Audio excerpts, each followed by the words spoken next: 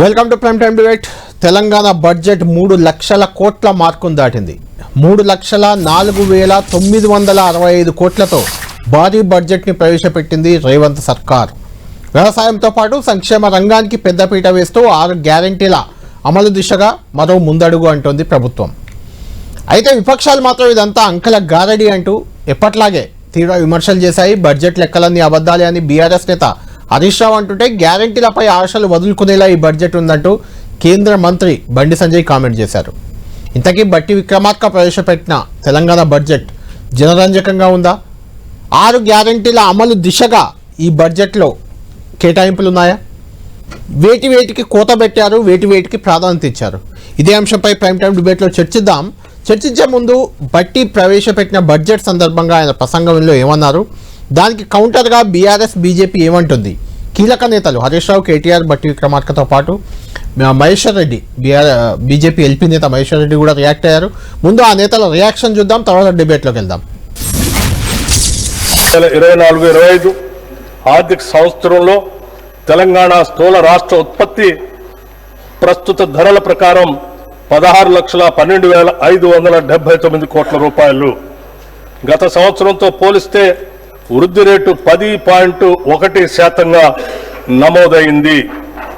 ఇదే సమయంలో దేశ జీడిపి 3,31,03,215 కోట్ల రూపాయలు కాగా వృద్ధి రేటు 9.9% ఉంది.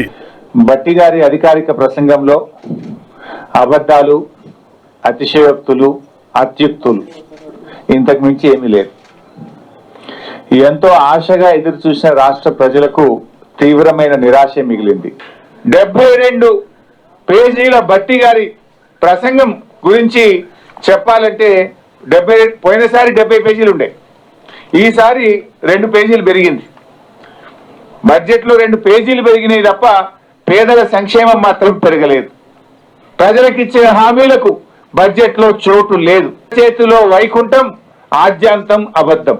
ఇది బట్టి గారి ప్రసంగం యొక్క సారాంశంగా మనం చెప్పుకోవాల్సినటువంటి అవసరం ఉంది. 6 గ్యారంటీలు గోవిందా గోవిందా అని అర్థమైంది. 6 గ్యారంటీలు మర్చిపోయినారు, తిలోదకాలు ఇచ్చినారు. 100 రోజుల్లో 6 గ్యారంటీలు అనే మాట ఇవాళ పాతర వేసినారు అనే మాట స్పష్టంగా అర్థమైంది. 2,500 రూపాయలు 100 రోజుల్లో ఇస్తామని చెప్పి ఏ హామీ ఇచ్చైతే మహిళల ఓట్లు వేయించుకొని గెలిచినారో వారందరూ కూడా ఇవాళ పూర్తి స్థాయిలో హతాశులైపోయిన పరిస్థితి.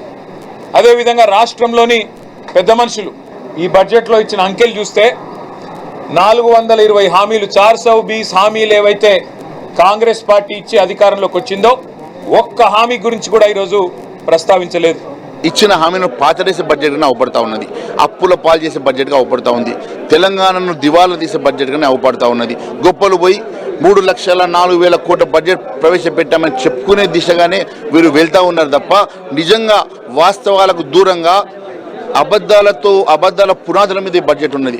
మళ్ళీ ఈ బడ్జెట్లో చూస్తే ఎక్కడ కూడా ఇచ్చిన హామీలు కనబడవు. ఇచ్చిన హామీల కోసం అలొకేషన్స్ లేవు. 6 గ్యారంటీల అంశంలో ఎక్కడ అలొకేషన్ లేదు. అదే మాదిరిగా వీరు ఇచ్చినటువంటి ఈ బడ్జెట్లో ఎక్కడ కూడా 420 ప్రామిసెస్ విషయంలో కూడా ఎక్కడ వీళ్ళు మెన్షన్ చేయకపోవడం చాలా బాధాకరం. రైట్, నేతల రియాక్షన్ మనం చూసాం. మొత్తానికి 6 గ్యారంటీలకు కొంత కేటాయింపులు అయితే ఈ బడ్జెట్లో కనిపిస్తున్నాయి. రైతు భరోసాకు 18,000 కోట్లు, చేయూతకి 14,861 కోట్లు, ఇందిరమ్మ ఇళ్లకి 12,500 కోట్లు, మహాలక్ష్మి ఆర్టీసీ ఉచిత ప్రయాణాల కోసం 4,305 కోట్లు, గృహజ్యోతి 2,200 యూనిట్ల పైన ఉచితంగా ఇస్తున్నారు, దానికోసం 2,000 కోట్లు, సన్న రకం వారికి బోనస్ ఇస్తామన్నారు. ముందు దొడ్డు వడ్లకు కూడా ఇస్తామని, తర్వాత సన్న రకం అనేది ఒక వివాదం ఉంది. అయినా సన్న రకం వడ్ల రైతులకు బోనస్గా 1800 కోట్లు, రాజు ఆరోగ్యశ్రీకి 1,143 కోట్లు, మహాలక్ష్మి పథకం ఎల్పీజీ గ్యాస్ సబ్సిడీ కోసం 723 కోట్లు, ఇందిరమ్మ ఆత్మీయ భరోసా కోసం 600 కోట్లు, మొత్తానికి 50,000 కోట్లు అయితే 6 గ్యారంటీలు అంటే చాలా. మహాలక్ష్మి కింద 2,500 రూపాయలు ప్రతి మహిళకి ఇస్తామన్నారు, దానికి ఊసే లేదు. నిరుద్యోగ భృతి 4,000 ఊసే లేదు. భరోసా పథకంలో పెన్షన్లు పెంచుతామన్నారు. పెంచాలంటే ఖచ్చితంగా పెంచాలి, బడ్జెట్ కేటాయింపులు పెరగాలి. అది కూడా పెరగలేదు కాబట్టి అది కూడా పెంచే అవకాశం కనిపించట్లేదు. ఇలాంటి విమర్శలు విపక్షాల నుంచి కూడా వస్తున్నాయి. ఓవరాల్గా 3 లక్షల కోట్లను మాత్రం దాటించారు. 3,04,965 కోట్లు మొత్తం వ్యయంగా ఈసారి బడ్జెట్లో పొందుపరిచారు. రాబడి వ్యయం 2,26,982 కోట్లు, మూలధన వ్యయం 36,504 కోట్లు చూపించారు. ఇందులో వ్యవసాయ శాఖకు పెద్దపీట వేశారు. 24,000 కోట్లు వ్యవసాయ శాఖ కేటాయించారు. అందులో 18,000 కోట్లు రైతు భరోసా కోసమే ఉంది. పశుసంవర్ధక శాఖకి, తర్వాత పౌర సివిల్ సప్లైస్కి 5,700 కోట్లు, విద్యాశాఖకి ఈసారి కొంచెం నిధుల కేటాయింపు చాలా ఎక్కువగా ఉంది. యంగ్ ఇండియా స్కూల్స్ కోసం కేటాయించినట్లు కనిపిస్తుంది. అవి ఎన్ని ఏర్పాటవుతాయి ఈ ఏడాదిలో అనేది మనం చూడాలి. కానీ 23,108 కోట్లు విద్యాశాఖ కేటాయించారు. చాలా భారీ బడ్జెట్గానే చెప్పాలి. పంచాయతీరాజ్ గ్రామీణాభివృద్ధి శాఖకు కూడా 31,000 కోట్లు కేటాయించారు. ఏమైనా ఈ కేటాయింపులు అనేవి కేవలం అంకెల గారడి మాత్రమే, దీంతో అయ్యేది లేదు, ఏం లేదు. ఖచ్చితంగా 6 గ్యారెంటీలను అటకెక్కించారని హరీష్ రావు, కేటీఆర్, మహేశ్వర్ రెడ్డి బీజేపీ ఎల్పీ నేత కూడా అన్నారు, మనం చూసాం. అయితే ఇట్లా హరీష్ రావు మెన్షన్ చేసిన ఒక 2-3 పాయింట్లు చాలా ఇంట్రెస్టింగ్గా ఉన్నాయి. హరీష్ రావు ప్రెస్ మీట్లో పెట్టిన దాంట్లో గతంలో అంటే గత బడ్జెట్ పేపర్లలో ఏవైతే పెట్టారో ఇందిరమ్మ ఇళ్ల కోసం ఎంత కేటాయింపులు ఉన్నాయో 22,000 కోట్లు ఏదో సేమ్ మళ్ళీ అదే పెట్టారు. అప్పుడు చెప్పిందే ఇప్పుడు చెప్తున్నారని, RRR కోసం అప్పుడు భూసేకరణ జరుగుతుందని గత బడ్జెట్లో చెప్పారు, ఇప్పుడు కూడా మళ్ళీ అదే భూసేకరణ అని చెప్పారని ఇలాంటి కొన్ని హరీష్ రావు ఎత్తి చూపారు. అన్నిటికంటే ఇంట్రెస్టింగ్గా జిఎస్డిపి గ్రోత్ రేట్ పెరిగింది. అంటే కేంద్రంతో కంపేర్ చేసినప్పుడు తెలంగాణది గ్రోత్ రేట్ పెరిగింది. 10.1% ఇక్కడ ఉంది, 9.2 కేంద్రం ఏదో ఉంది. దానికంటే మేము పెరిగింది ఇక్కడ తెలంగాణలో అని భట్టి గారు స్పీచ్లో చెప్పారు. దానికి కౌంటర్గా హరీష్ రావు ఏం చెప్తున్నారంటే గతంలో జిఎస్డిపి వృద్ధి రేటు 12.9% ఉంటే ఇప్పుడు అది 10.1% తగ్గింది అనేది ఆయన స్పెసిఫిక్గా మెన్షన్ చేశారు. అదే సమయంలో తలసరి ఆదాయం కేంద్రం జాతీయ స్థాయిలో కంపేర్ చేసినప్పుడు రాష్ట్రంలో పెరిగింది అని భట్టి గారు చెప్తే, హరీష్ రావు మాత్రం తలసరి ఆదాయం గతంలో బీఆర్ఎస్ సర్కార్ ఉన్నప్పుడు 12.4% ఉంటే ఇప్పుడు అది 9.6% పడిపోయింది. ఖచ్చితంగా రాష్ట్రాన్ని దివాలా తీపిస్తున్నారనే రకంగా హరీష్ రావు కామెంట్లు ఉన్నాయి. దీనిపైన డిబేట్లోకి వెళ్దాం. మాతో జాయిన్ అవుతున్నారు కిషోర్ రెడ్డి గారు, బీజేపీ నేత, అదేవిధంగా ఫైనాన్షియల్ అధికార ప్రతినిధి, ఫైనాన్షియల్ ఎక్స్పర్ట్ కూడా. కొంచెం ఫైనాన్షియల్ నాలెడ్జ్ చాలా ఎక్కువగా ఉన్న నాయకుడిగా మనం కిషోర్ రెడ్డి చెప్పుకోవాలి. అందుకే కిషోర్ రెడ్డి గారిని ప్రత్యేకంగా పిలిచాం. కిషోర్ రెడ్డి గారు, మీరు బట్టి స్పీచ్ మొత్తం వినుంటారు. ఇప్పుడు మనం చిన్నగా నాయకుల రియాక్షన్లు కూడా చూసాము, మీరు రియాక్షన్లు కూడా చూసుంటారు. ఇప్పుడు నేను చెప్పిన 2 పాయింట్లు అంటే జిఎస్డిపి, తలసరి ఆదాయం, 2 కేంద్రంతో జాతీయ స్థాయిలో పోలిస్తే మాది పెరిగింది అనేది బట్టి ఆర్గ్యుమెంట్. అంటే తెలంగాణ ఆర్థిక మంత్రిది. మరో ఆర్థిక మంత్రి, మాజీ ఆర్థిక మంత్రి ఆర్గ్యుమెంట్ ఏంటంటే గతంలో మేము ఉన్నప్పుడు ఉన్న దానికంటే ఇప్పుడు తగ్గింది కాబట్టి మేమే బెటర్ ఉన్నాం, రాష్ట్రం దివాలా తీస్తుందని. మహేశ్వర్ రెడ్డి గారు, మీ నాయకుడు బీజేపీ నేత కూడా అదే అన్నారు.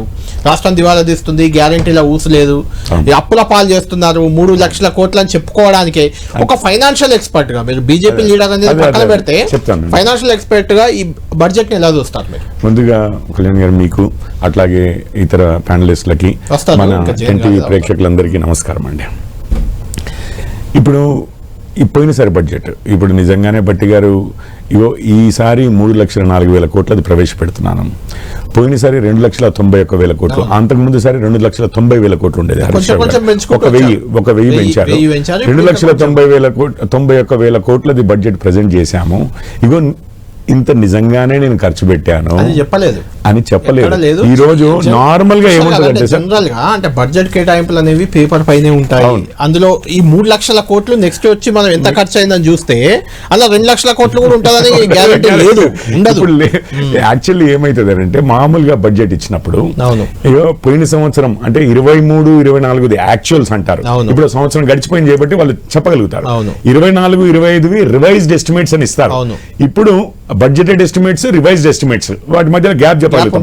ఇప్పుడు 25-26 బడ్జెటెడ్ ఎస్టిమేట్స్ అని ఈ 4 నెంబర్స్ ఇచ్చి ఒక టేబుల్ ఇస్తారు. ఈసారి ఇవ్వలేదు. అంటే దాన్ని కంపారిజన్లు చేసి చెప్పగలుగుతాం. ఇప్పుడు రేవంత్ గారే అంతకుముందు చెప్పారు, మన సంవత్సర నెలసరి ఆదాయం 18,500 కోట్లు అన్నారు. అదంతా చూసుకుంటే 2,20,000 కోట్లకు వస్తుందండి మన బడ్జెట్. దాంట్లో 13,000 పోతే 5,000 కోట్లే మిగులుతోంది.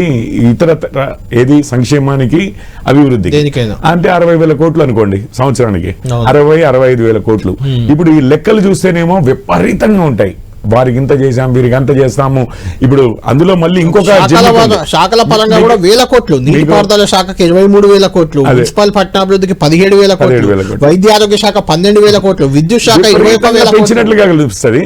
మళ్ళీ సడన్ గా చూస్తే ఇప్పుడు వర్గాల వారీగా ఇచ్చినట్లుగా కనిపిస్తుంది. అవి కూడా పెద్ద నెంబర్లు కనిపిస్తాయి.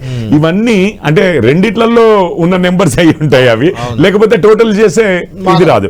అంటే ఒక గ్యారెంటీ నిజంగానే కన్ఫ్యూజ్ చేసి అంతకుముందు నిజమైన లెక్కలు ఈజీగా అర్థమయ్యే విధంగా అర్థం కాకుండా చేసి కాంప్లెక్స్ గా మార్చారు కావాలని. ఇప్పుడు if you can't convince them, confuse them అంటారు.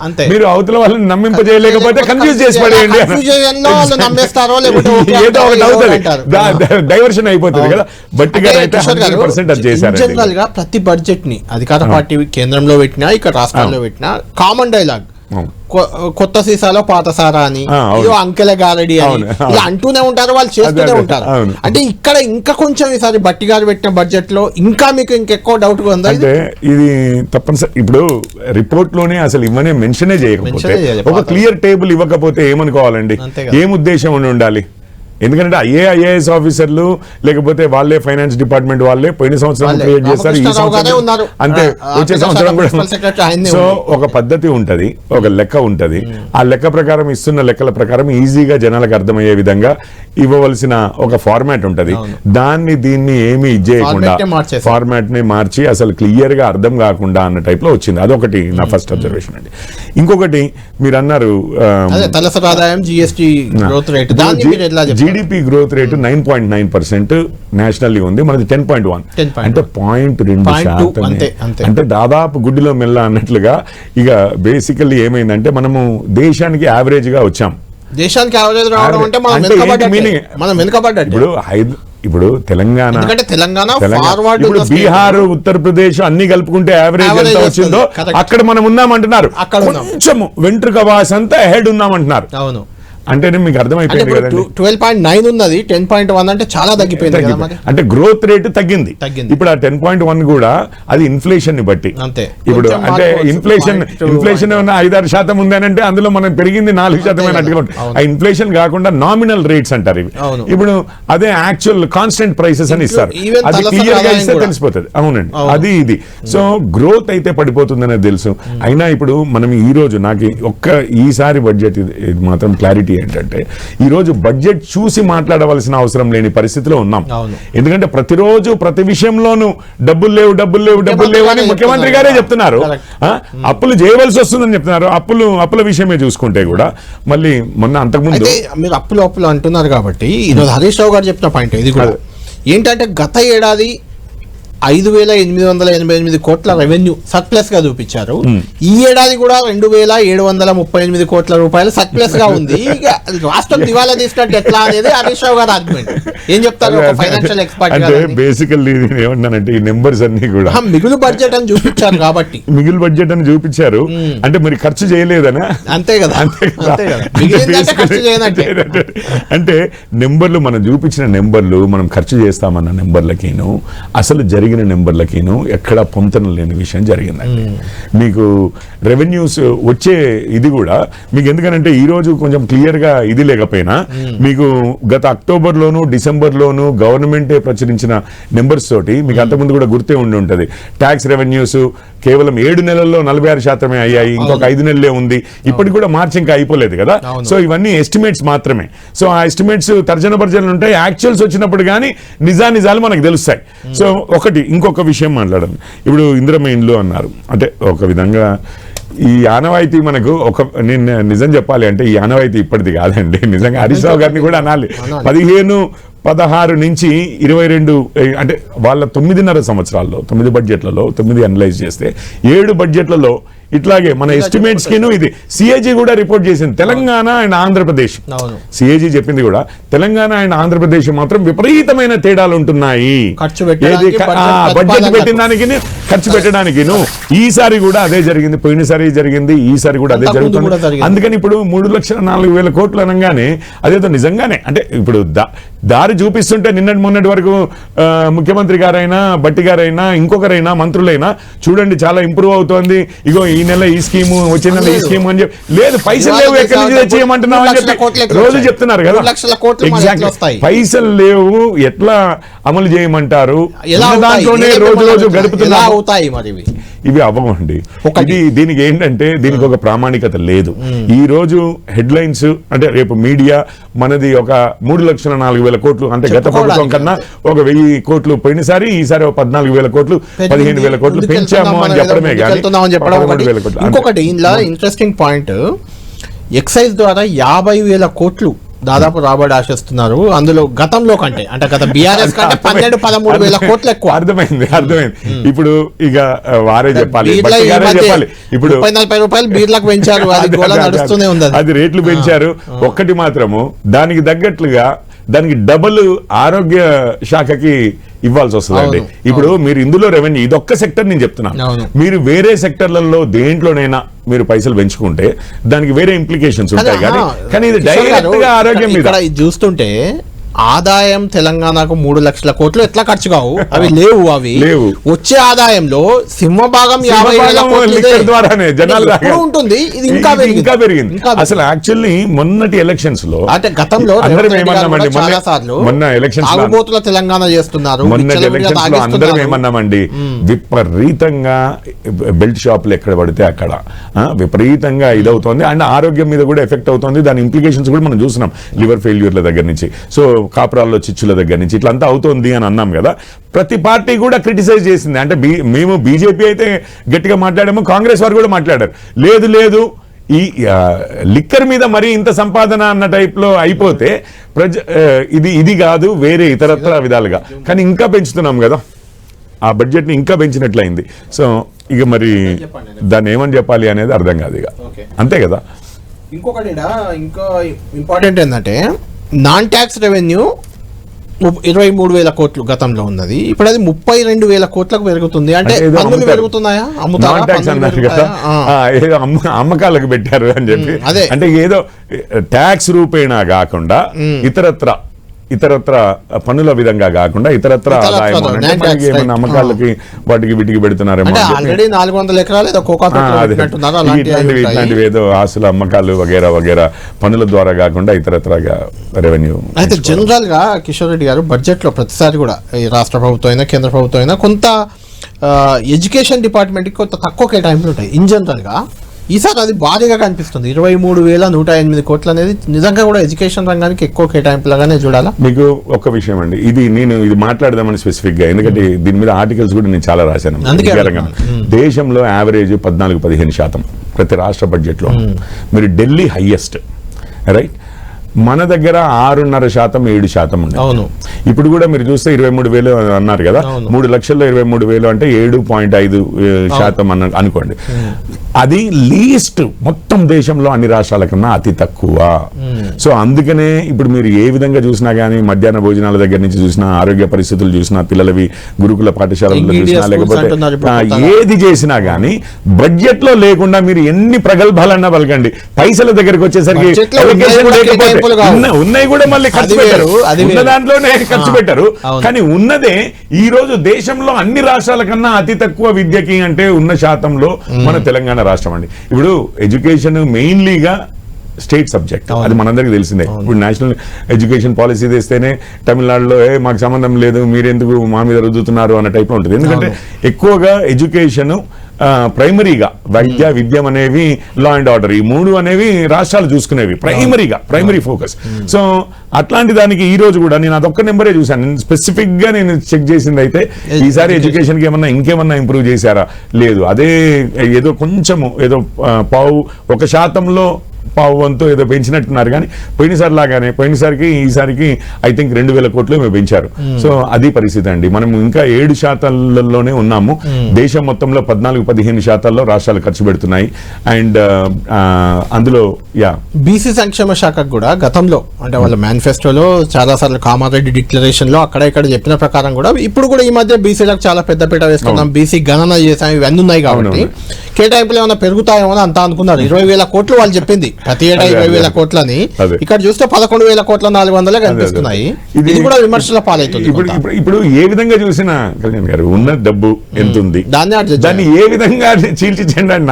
ఇప్పుడు పరిస్థితి ఏంటంటే మన ఎక్స్పెండిచర్, ఏ ఎక్స్పెండిచర్, కమిటెడ్ ఎక్స్పెండిచర్ అంటాం.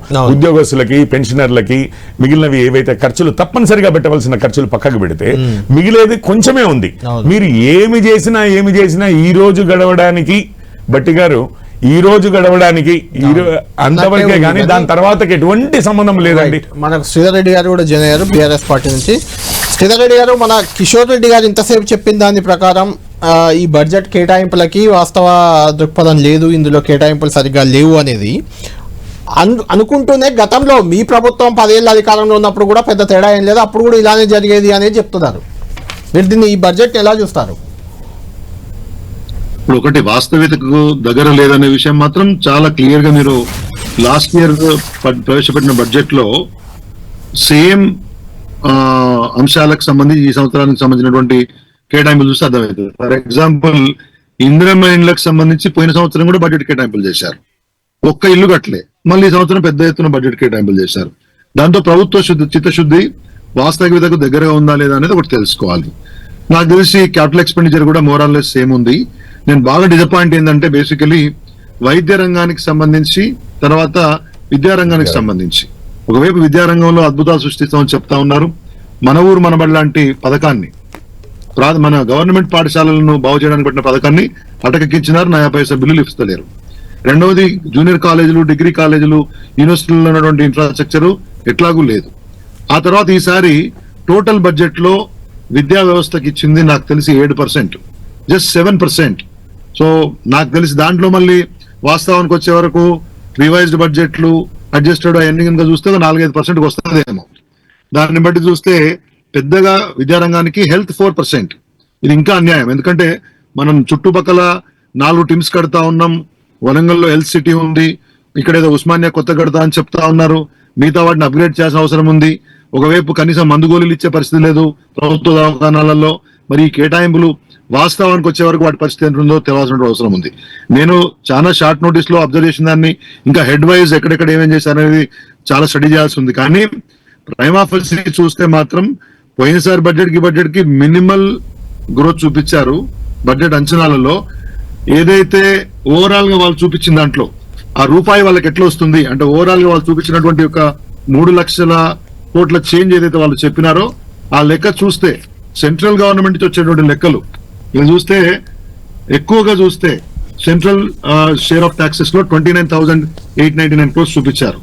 దీంట్లో కొద్దిగా ఇబ్బంది కనబడేటట్టు ఉంది. తర్వాత పన్నేతర ఆదాయం 31,618 కోట్లు చూపించారు, అది కొద్ది ఇబ్బంది కనబడుతుంది మీకు. గ్రాంట్స్ అండ్ ఎయిడ్ 22,789 కోట్లు చూపించారు. అప్పులే దగ్గర 70,000 కోట్లు, 69,639. ఈసారి చాలా పన్నుల ఆదాయంలో కూడా చాలా లోటు ఉందని చెప్పారు. ఎక్సైజ్ ఒక్కటే వీళ్ళు మొత్తం చూపించిన దాంట్లో 27,623 కోట్లు ఎక్సైజ్ ఆదాయం, సేల్స్ ట్యాక్స్, ఈ రెండే కాస్త వాస్తవికతకు దగ్గర కనబడతా ఉన్నాయి తప్పితే మిగతా అన్ని కూడా చాలా ఇబ్బందికరంగానే ఉంటాయి. I don't see any greater help from the centre. Same time GSDP to debt ratio 28.1% చూపించారు. దేశానికి 53%, 54% ఉంది. అంటే రాష్ట్ర స్థూల ఉత్పత్తిలో అప్పుల శాతం 28%. ఎందుకు మరి కేసీఆర్ ప్రభుత్వాన్ని రోజు గత ప్రభుత్వాన్ని అంటే ఆ వారసత్వాన్ని తీసుకొచ్చి ఇక్కడ మీరు పెట్టుకున్నప్పుడు 28% is no big deal. Actual చెప్పాలంటే మా ప్రభుత్వం ఉన్నప్పుడు ఇంకా తక్కువగా ఉంది, క్లోజ్ టు 23-24% ఉంది. మీరు ఒక సంవత్సరంలో 1,60,000 కోట్ల రూపాయల అప్పు చేసినారు. కాబట్టి అప్పులు చేసేదో తప్పు చేశారని చెప్పేసి కేసీఆర్ గారి ప్రభుత్వాన్ని తిట్టడము, చెప్పిన హామీలు అమలు చేయకపోవడము, హామీల అమలుకు సరైన పద్ధతిలో ఈ బడ్జెట్ లో కేటాయింపులు చేయకపోవడము, ప్రత్యేక ఇందిరమ్మ ఇండ్లు ఇవాళ హరీష్ రావు గారు కూడా చెప్పారు, పోయిన బడ్జెట్ లో 6 పెండింగ్ ప్రాజెక్టులు బాగా చేస్తారని చెప్పారు. ఒక్క దాని మీద కూడా కంప్లీట్ చేసింది లేదు. మళ్ళీ ఈసారి 12 పెట్టారు. యంగ్ ఇండియా ఇంటిగ్రేటెడ్ స్కూల్స్ అని చెప్పి వీళ్ళు టెండర్లు పిలిస్తే రెండోసారి మూడోసారి కూడా ఎవడు గదిలేడు. అంటే ప్రభుత్వం మీద వాళ్ళ ట్రస్ట్ వర్తినెస్ మీద, ఎందుకంటే ఇది 10%, 20% కమిషన్ అయిపోయింది కాబట్టి ఎవరు కూడా ప్రాజెక్టులు చేయడానికి ముందు రావట్లేదు. ఎందుకంటే కాంట్రాక్టులలో బిల్లులు ఇవ్వడానికి 20% ఇవ్వాల్సినటువంటి పరిస్థితి ఉంది. కాబట్టి కొత్త వాళ్ళు ఎవరు వస్తారు, పెన్షన్లకు డబ్బులు లేవు. 6 గారు ఇప్పుడు మహిళలకు ఇస్తానన్న 2,500 ఎక్కడ పోయిందో మనకు తెలియదు. అది పెన్షన్ల యొక్క పెంపుకు సంబంధించి చూస్తే కేటాయింపులు అరకొరగా ఉన్నాయి. రోడ్ల పరిస్థితి చూస్తే అధ్వానంగా ఉంది గ్రామాలలో. ఓవైపు ముఖ్యమంత్రి గారు ఏం చెప్తున్నారు, తండాలను గ్రామ పంచాయతీ వదిలిపెట్టారు, రోడ్లు వేయలేదని. మేము వేసిన కాడికి వేసినాం. వాటిని బాగు చేయడం కోసం పెద్ద ఎత్తున మాటలు చెప్పారు. Near 5,000 crores. దాంట్లో వాస్తవంకి వస్తే 2,000 కోట్లు ఖర్చు పెడుతున్నారు, నాకు డౌటే. ఇంకా బీసీ సబ్ ప్లాన్, మిగతా సబ్ ప్లాన్ల సంగతి, మిగతా ఆన్ గోయింగ్ స్కీమ్స్ సంగతి అయితే చూస్తే చాలా నిరాశజనకంగా ఉంది. చెప్పాలని చెప్పట్లేదు. The overall presentation looks very big, లేకపోతే చాలా రోజీ కనబడుతుంది. కానీ పోయినసారి బడ్జెట్ లో అలొకేషన్ కంపేర్ చేస్తే మీరు ఒక్క నిమిషం లైన్ లో ఉండండి. వెంకట్ గారితో కూడా మాట్లాడదాం. కాంగ్రెస్ పార్టీ నుంచి ఎమ్మెల్సీ వెంకట్ మనకు లైవ్ లో జాయిన్ అయ్యారు. వెంకట్ గారు, మీ బడ్జెట్ పై ఇక్కడ బీజేపీ బీఆర్ఎస్ నేతలు, సరే అఫ్ కోర్స్ అది అపోజిషన్ కాబట్టి ఎలాగో పెదవి విడుస్తారు, కానీ ఇలా వాస్తవంగా చూస్తే కూడా మీరు ఒక విద్యార్థి నాయకుడిగా వచ్చిన వ్యక్తి, విద్యారంగానికి కేవలం 7%. వైద్య రంగం, వైద్య అనేది చాలా కీలకమైంది. వైద్య రంగానికి 4% బడ్జెట్లో కేటాయింపులు ఉన్నాయి. దీన్ని అందరూ తప్పుపడుతున్నారు. ఒకటి. రెండవది, మీరు కేంద్రంతో సరే రేవంత్ రెడ్డి గారు ప్రతిసారి చెప్తున్నారు కేంద్ర రాష్ట్ర సంబంధాలు బాగుండాలి, సయోధ్య ఉండాలని. కేంద్రం మీద ఎక్కువ డిపెండ్ అయినట్టు ఒక 2-3 పాయింట్లు కనిపిస్తున్నాయి ఇక్కడ. అదేంటంటే సెంట్రల్ స్పాన్సర్డ్ స్కీమ్స్ కింద గతంలో రాష్ట్రానికి వచ్చింది 6,000 కోట్లు. ఈసారి ఈ బడ్జెట్లో 15,000 కోట్లు వస్తాయని మీరు పెట్టారు. మరి 6,000 కోట్లు ఇచ్చిన కేంద్రం గత ఏడాది ఇప్పుడు 16,000 కోట్లు మీకు ఎందుకు ఇస్తుంది? అంటే ఏమైనా అండర్స్టాండింగ్ వచ్చిందా, మీకు హామీ ఇచ్చిందా? ఒకటి. రెండవది, మహిళల కోసం పెట్టిన దాంట్లో 9,90,00,000 అంటే 10 కోట్లు ఇచ్చారు గత ఏడాది. మహిళా సంక్షేమం కోసం కేంద్రం నుంచి మీకు వచ్చింది 10 కోట్ల రూపాయలు మాత్రమే గత ఏడాది. ఈసారి ఏకంగా 1,949 కోట్లు వస్తాయని పెట్టారు మీరు. అంటే ఏమన్నా హామీలు తీసుకున్నారా, లేకుంటే కేంద్రం రాష్ట్రం ఏమైనా డబుల్ ఇంజన్ సర్కార్గా ఫీల్ అవుతున్నారా, ఎలా వస్తాయని పెట్టారనేది ఒక డౌట్ హరీష్ రావు లేవనెత్తారు, మిగిలిన నాయకులు కూడా అంటున్నారు. ఈ 2 అంశాలు కీలకం. కేంద్రంకి రావాల్సిన నిధులు ఇవ్వాలని చెప్పి మాట్లాడి మనకి రావాల్సిన వాటా, మనకు రావాల్సిన హక్కుని మనం అడిగినాం, దాని ప్రాతిపదికన పెట్టుకున్నాం. ఎట్లు ఇస్తారు, ఇచ్చినంత మాత్రాన డబుల్ ఇంజన్ సర్కార్ అని అంటే ఈరోజు పోయి మాట్లాడు, అదేం బీజేపీ పార్టీని అడగలే. కేంద్ర ప్రభుత్వానికి ఇవ్వాల్సిన బాధ్యత తెలంగాణకు ఉంది, అవి రావాలని చెప్పి దాన్ని అడిగినరు, దానికి సంబంధించి మాట్లాడారు కాబట్టి దాన్ని పెట్టినరు. దాని రాజకీయ కోణంలో చూస్తూ కేంద్రం ఇస్తున్నట్టు వాళ్ళు జేబులోకి వెళ్ళి ఇస్తలేదు. మనం కట్టే పన్నులు తిరిగి మనకు రావాల్సిన మనకు వస్తుంది. అంటే గత ఏడాది అసలు ఏమి ఇయ్యని కేంద్రం ఈసారి అంతా ఇస్తుందని ఎలా అనుకుంటున్నారని నేను అడుగుతుంది. అరే కలిసి తెచ్చే ప్రయత్నం చేస్తారు, మాట్లాడారు కాబట్టి వచ్చే సూచన కనిపించిందన్న ఉద్దేశంలోనే వారు పెట్టుంటారు. దాంట్లో తప్పు పట్టడం ఏముంది? ఓకే, ఇప్పుడు కేంద్రంకి సంబంధించి వాళ్ళు తీసుకురాలేకపోయారు, తీసుకొచ్చే ప్రయత్నం చేస్తున్నాము. వీళ్ళు పదే ఏదైతే సంబంధించి రాష్ట్ర అభివృద్ధి కోసమే కదా ముఖ్యమంత్రి గారు వెళ్ళి ప్రధానమంత్రి గారిని కేంద్ర మంత్రుల్ని కలిసేది. దాన్ని కేవలము ఆ డబుల్ ఇంజన్ సర్కార్ అంటే కేంద్రం సంబంధించి తెలంగాణ కూడా పార్ట్ ఆఫ్ ద కంట్రీ అన్నా. సంబంధించి మనకు రావాల్సిన నిధులు మనం అడిగి తెచ్చుకొని దాన్ని పెట్టుకుంటే దాన్ని కూడా వస్తే మంచిదే. అంత నమ్మకం ఏంటి అనేది ఒక అనుమానం ఒకటి. రెండోది, వాళ్ళు చేసే ప్రయత్నం చేయలేదు, వాళ్ళు తెచ్చే ప్రయత్నం చేయలేదు. వాళ్ళు మొత్తం 10 ఏళ్ళు నాశనం పట్టించారు తెలంగాణ రాష్ట్రాన్ని, చేయాల్సిన అభివృద్ధి పనులు చేయలేదు. వాళ్ళు ఈ రోజు ఏదైతే 15 నెలల్లో మేమేం చేసినామని చెప్పి వారు మాట్లాడితే 10 ఏళ్ళ ముందు వాళ్ళు ఏం చేసిండ్రు, వాళ్ళు పెట్టిన ఏంది, వాళ్ళు తీసుకొచ్చింది ఏంది, ఒకసారి ఆత్మవిమర్శ చేసుకొని దీని మీద మాట్లాడితే బాగుంటది. అండ్ ఎడ్యుకేషన్, హెల్త్ కి సంబంధించి ఎడ్యుకేషన్ లో గత వాళ్ళు పెట్టిన వాళ్ళ మొత్తం బడ్జెట్ లో ఎక్సెప్ట్ ఫస్ట్ ఇయర్ బడ్జెట్ తప్ప మొత్తం ఏ బడ్జెట్ లోనైనా కూడా ఎడ్యుకేషన్ దీనికంటే ఎక్కువ వాళ్ళు కేటాయించారో ఒకసారి వాళ్ళు చూసుకోవాలి. ఈ బడ్జెట్ లోనే ఎక్కువ ఉన్నాయి కంపారిటివ్లీ గతంతో పోలిస్తే. కళ్యాణ్ ఒకటి 10 years కి ఉన్న ప్రాబ్లమ్స్ ని అన్నిటినీ కూడా ఉన్న బడ్జెట్ లో ఏ రకంగా అన్ని సామాజిక వర్గాలని, బడుగు బలైన వర్గాలకి ఎడ్యుకేషన్, హెల్త్, అన్ని సెక్టర్, స్పోర్ట్స్, అన్ని రంగాల్లో దాన్ని క్రోడీకరించి తప్పనిసరిగా పెట్టిందని ఈ రకంగా చెయ్యాలి, ఇంప్లిమెంట్ చేయాలని ఒక దృఢ సంకల్పంతో ప్రభుత్వం ప్రయత్నించి పెడుతుంటే, అండ్ క్లియర్ గా మీరు మొత్తం కూడా చూసుకుంటే ఒక అగ్రికల్చర్ కి 2% తప్ప తక్కినదంతా కూడా గతంలో కంటే పెరుగుతూనే వచ్చింది. అవన్నీ అంతా క్లియర్ గా చేసినాక కూడా అంటే ఓవరాల్ బడ్జెట్ కూడా పెరిగింది కదా వెంకట్ గారు. గతంతో పోలిస్తే 3,04,000 కోట్లు అయింది కదా, ఆటోమేటిక్ పెరుగుతుంది. బడ్జెట్ పెరిగినప్పుడు కూడా అన్ని ప్రాపర్ గా అన్నిటినీ ఆలోచించి రాష్ట్ర పరిస్థితి దృష్ట్యా ఏ విభాగానికి ఏ రకంగా అవసరం అని చెప్పి సుదీర్ఘంగా ఆలోచించి ఈ రోజు బడ్జెట్ ని ప్రతిపాదించడం జరిగింది, బడ్జెట్ ని పెట్టడం జరిగింది. దాన్ని కేవలం రాజకీయ కోణంలో ఎవరు మాట్లాడుతున్నారు, దీన్ని రాజకీయ పరంగా విమర్శలు ఎవరు చేస్తున్నారు? 10 ఏళ్ళు కేంద్రంలో అధికారం, 11 ఏళ్ళు కేంద్రంలో అధికారంలో ఉన్నోళ్ళు 10 ఏళ్ళు రాష్ట్రంలో అధికారంలో పరిపాలించిన వాళ్ళు ఈ రోజు ఎట్లుందనంటే ఒక ఏదైతే 10 ఏళ్ల యువకునితోటి 15 నెలల ఒక పిల్లగాని తోటి పోటీ పడ్డట్టు ఉంది వాళ్ళు మాట్లాడే మాటలు. అయితే వెంకట్ గారు ఇక్కడ ఒక ఇంట్రెస్టింగ్ పాయింట్ ఏంటంటే మీరు పెట్టిన 3,04,000 కోట్లు ఓకే బడ్జెట్ పెట్టారు, 3 లక్షల కోట్లు దాటించారు. అయితే గత ఏడాది మీరు పెట్టిన 2,94,000 కోట్ల బడ్జెట్లో కేటాయింపులు ఎన్ని జరిగాయి, ఎంత ఖర్చు అయింది, ఏంది ఒక షీట్ ఇస్తారు, ప్రతి బడ్జెట్లో ఇస్తుంటారు. అది ఈసారి అది ఇవ్వలేదు, ఎందుకు ఇవ్వలేదు, దాన్ని ఎందుకు దాచారు అనేది మన కిషోర్ రెడ్డి గారి అనుమానం. ఎందుకు దాచారు దాన్ని, అది ఈసారి ఇవ్వలేదు. కళ్యాణ్ ఒక విషయము ఎన్ని ఇచ్చిర్రు ఏందో ఇలా బడ్జెట్ ని ప్రవేశపెట్టిండ్రు, దానిపైన ఎల్లుండి డిస్కషన్ అవుతుంది కదా. అప్పుడు అన్ని ఒక విషయం అన్ని స్పష్టంగా చెప్తారు కదా. ఇవ్వలేదో ఇవాళ ఇవ్వలేదు అది ఇవ్వలేదు అంటే రేపు పొద్దున డిస్కషన్ లేకుంటే ఉండదు కదా. లాస్ట్ ఇయర్ బడ్జెట్ ఎంత ఇచ్చిర్రు, దేనికి ఎంత పెట్టిర్రు అని అన్నిటిపైన డిస్కషన్ వస్తుంది కదా. అన్ని బయటికి వచ్చేది కదా, మిస్ అవ్వడం లేదండి.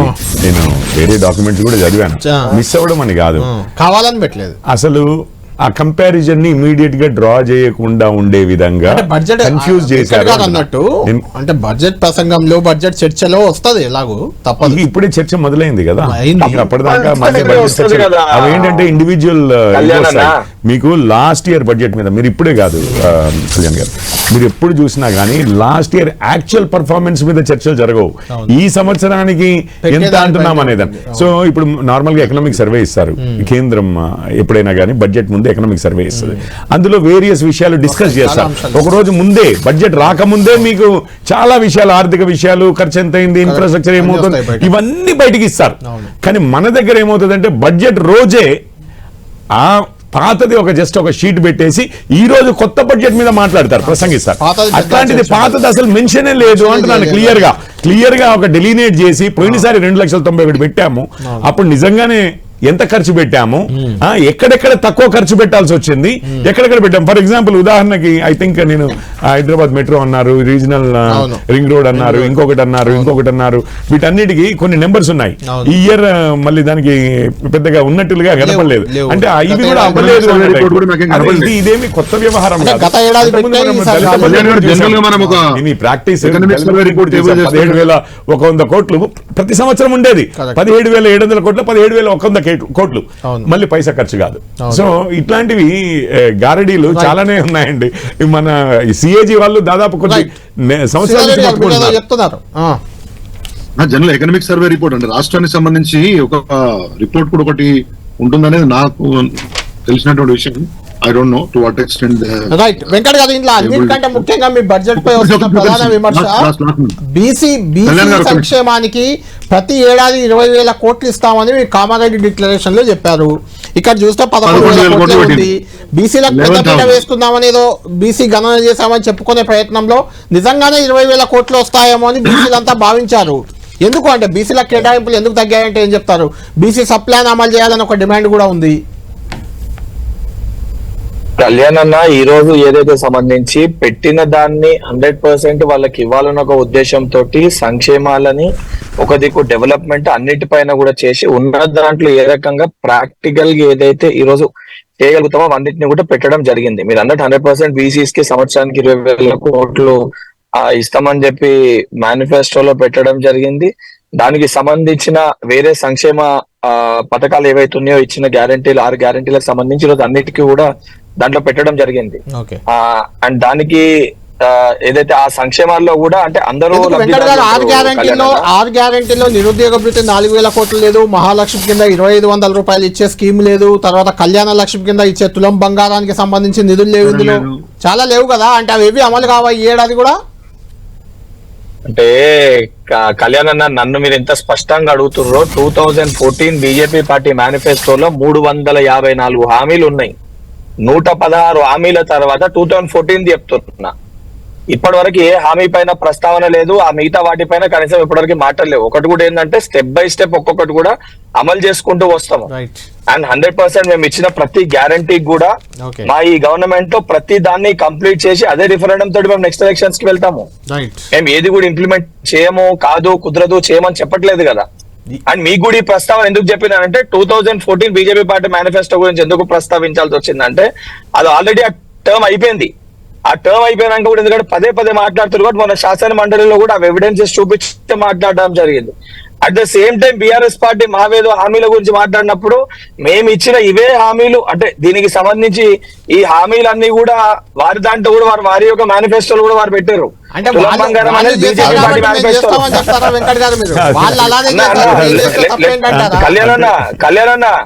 Kalyan let my conclude.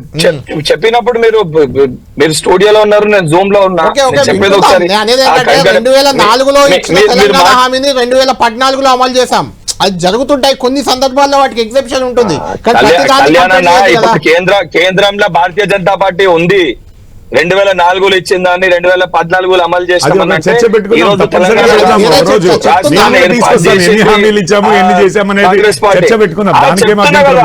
ఇప్పుడు మీ జిహెచ్ఎంసీ మేనిఫెస్టోలు ఉంది, మూసీ రిజర్వేషన్ మీ జిహెచ్ఎంసీ మేనిఫెస్టోలు ఉంది.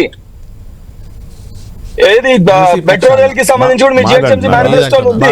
అవును ఉంటది, అవునండి ఉంటది. గంగా ప్రక్షాళన ఉండింది. ఈ రోజు గంగాకి మూసీకి నేను అందుకనే ఏమంటానంటే ఈ బడ్జెట్లన్నీ వెళ్తున్న తీరండి. మీకు ఒక్క విషయం చూడండి, ఇప్పుడు అప్పుల విషయమే అన్నారు, మొన్నటి వరకు కాంగ్రెస్ వారు అన్నారు కదా, ఇప్పుడు అప్పుల విషయమే చూడండి, అలొకేషన్స్ విషయమే చూడండి, బడ్జెట్ చేసిన దానికి యాక్చువల్స్ మధ్య గ్యాపే చూడండి. మీకు ఇది 12వ సంవత్సరపు బీఆర్ఎస్ పాలన అనిపించట్లేదా? 2వ సంవత్సరం కాంగ్రెస్ పాలన లాగా ఉందా అంటున్నాను. ఇది కాంగ్రెస్ రెండో బడ్జెట్ లాగా లేదు, బీఆర్ఎస్ 12వ బడ్జెట్ లా ఉంది. అది కిషోర్ రెడ్డి గారు దానికి బీఆర్ఎస్ పాలనకి ఎక్స్టెండ్ గా మాత్రమే ఉందని. బాధ్యత ఉందన్నా, మీరు ఎంత సింపుల్ గా మేము అసలు బాధ్యతనే లేదు. మీరు అసలు డిపిఆర్ తయారు చేయలేదు కదండి వెంకట్ గారు. ఇంకో సంవత్సరం పడుతుంది అన్నారు కదా, 1,50,000 కోట్లు అన్నారు.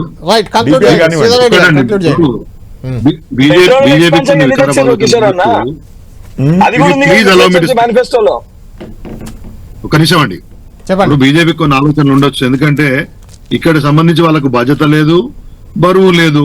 ఇప్పుడు గతంలో ప్రభుత్వంలో ఉన్నాం, ఇప్పుడు ప్రశ్నించాల్సిన పొజిషన్ ఉన్నాం. వాళ్ళు ఏదైనా చెప్పొచ్చు. 10 years లో 4.5 కోట్ల నుంచి 10.5 లక్షల కోట్లకి, 4 లక్షల కోట్ల నుంచి 10.5 లక్షల కోట్లకి జిఎస్డిపి వచ్చిన విషయాన్ని మనం గుర్తుపెట్టుకోవాలి. మిగతా అన్ని ఫాలోడ్ కిషోర్కి అర్థం కావని కాదు. రైట్ ఫ్రమ్ ఆ రోజున్న పర్ క్యాపిటల్ ఇన్కమ్ నుంచి ఇవాళ వరకు ఎట్లా ఉంది ఇండస్ట్రీస్ డెవలప్మెంట్. ఒకసారి టీజీఐ పాస్ లో వచ్చిన ఇన్వెస్ట్మెంట్లు చూసుకోవచ్చు, చెప్పండి ఎంత డ్రాస్టిక్ డిక్రీజ్ ఉందో. దాన్ని బట్టి గవర్నమెంట్ పర్ఫార్మెన్స్ అర్థమవుతుంది. థ్యాంక్ యూ శ్రీధర్ రెడ్డి గారు, థ్యాంక్ యూ వెంకట్ గారు, థ్యాంక్ యూ కిషోర్ రెడ్డి గారు. మొత్తానికి బడ్జెట్ జనరంజకంగా ఉంది. బడ్జెట్ లో అన్ని రంగాలకు కేటాయింపులు చేశాం, గతంలో కంటే చాలా ఎక్కువగా కేటాయించామని వెంకట్ గారు చెప్తున్నారు. అయితే విద్యా వైద్యానికి మాత్రం కేవలం విద్యారంగానికి వెంకట్ గారు చెప్పండి. విద్యా రంగానికి లాస్ట్ టైం ఉన్న బడ్జెట్ కంటే క్లియర్ గా స్కూల్స్ డెవలప్మెంట్ పైన కానివ్వండి, అవన్నిటిపైన చాలా క్లియర్ గా ఎన్ని కేటాయించినామో.